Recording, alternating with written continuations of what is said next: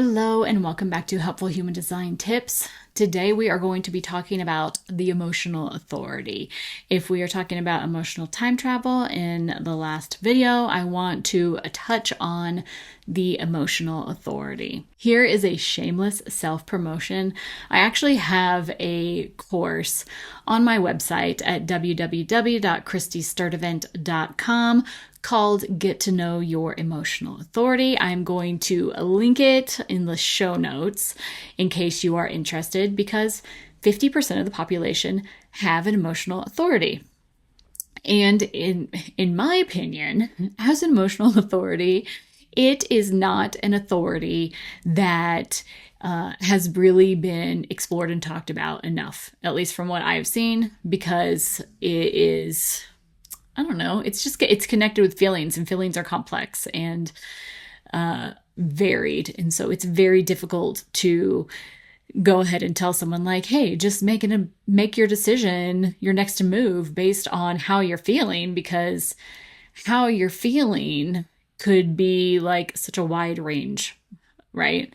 So in my course, I go through a little bit more in depth of what the emotional authority is and how you can tell like what kind of emotional wave you have to ride before you get clarity on your next move. But today I just want to talk about like the basics and what I heard when I was told that I had an emotional authority that kind of at least set me on the path. So if you want a deep dive, please check out that link. But here is an emotional authority in a nutshell.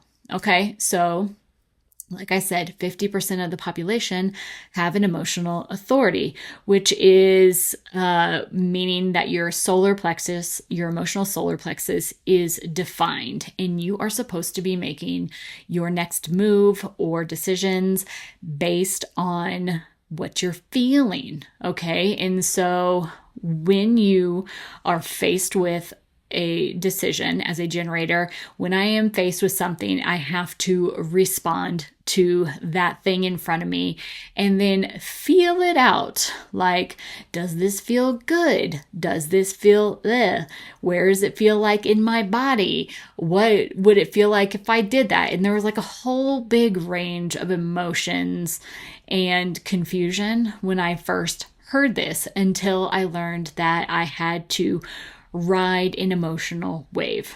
Now, your emotional wave, like I said, it's going to be very different based on the channels that you have defined in your chart.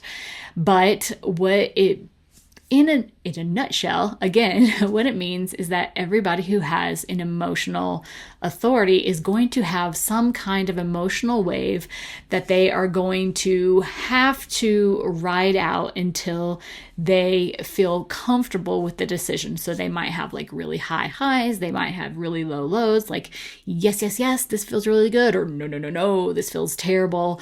And they are going to have to ride these feelings out before they get some kind of clarity in order to make a decision that is right for them, or not even necessarily make a big decision, but like make the next move, which is also a thing that maybe we should talk about a little bit more, is that sometimes you don't have to have like the end goal in sight. You just need to make the next move.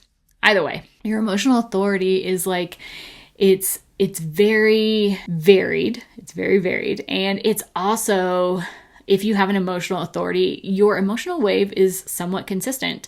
And once you figure out how it feels, which might happen for you very soon, or you might like obsess over it for years like me. Either way, once you figure it out, you're going to be able to recognize when you are coming into that nice neutral territory so that you can move forward. And sometimes it takes a while, but again, sometimes it doesn't. It just depends. And sometimes you can feel it at a certain place in your body, and sometimes you can't necessarily pinpoint it exactly. You have to practice and like settle into that. So when we are talking about, like in my last episode, when I was talking about emotional time travel, I think that a really good way for you to kind of begin feeling into your emotional authority is to listen to music, right? If you have a song that takes you back to a really happy time in your life, maybe listen to that song. And, maybe listen to that song while you are making a decision and see how that rides with your wave. And if you have a song that maybe takes you back and is triggering a little bit, maybe listen to that song while you are trying to make a decision. And I think that just experimenting with things like this is very helpful, because despite us all having, if you are an emotional authority, despite you having a consistent way that you feel emotions, the fact of the matter is that you are probably not living in a bubble.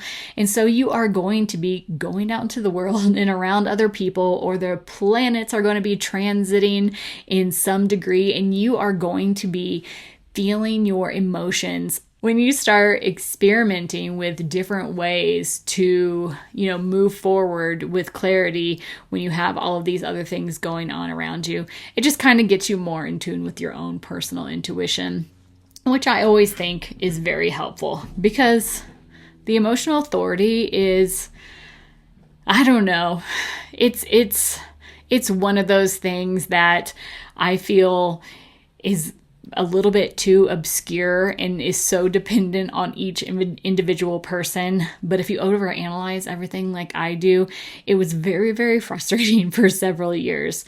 And so I had to do a lot of observing of my emotions and my children's emotions and my husband's emotions. And then I had to dive into which channels they had to find versus what I had to find. And then I had to see how I made decisions when they were around me versus when they weren't around. It was a lot, okay? And so take that what you will. If my course helps you and you think that it might be interesting, again, I will link it down below.